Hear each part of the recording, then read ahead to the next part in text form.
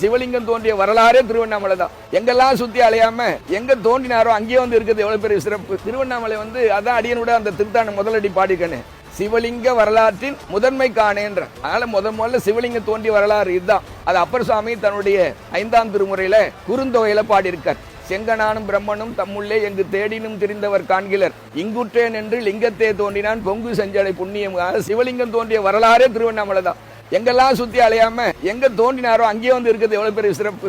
தலையெழுத்து மாறணும்னா ஒரே வழி அண்ணாமலையார் திருவடியை பிடிச்சுக்கோங்க. அடியண்ணாமலைக்கு போங்க. மாணிக்க வாசகர் நின்று திருவாசகம் பாடின அந்த இடத்துல போய் உட்கார்ந்து ஒரே ஒரு திருவாசகத்தை பாடுங்கள்.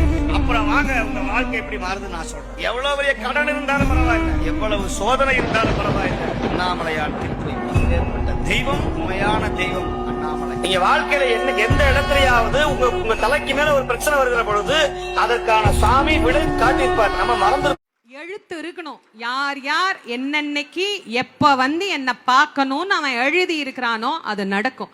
அப்ப என்ன பண்ணணும்? அவர்கிட்ட நாம கேட்கணும், கையேந்தி கேட்கணும். ஐயா சாமி, என்னை எப்படியாவது உன்னை பார்க்க வை, எப்படியாவது எனக்கு அனுகிரகம் பண்ணு. கோடான கோடி ஜீவராசிகள் இருக்கு இந்த உலகத்துல. எல்லா ஜீவராசிக்குமா இங்க இடம் கிடைச்சிருச்சு இல்ல? எல்லா ஜீவராசியுமா திருவண்ணாமலைக்கு வந்துருச்சு.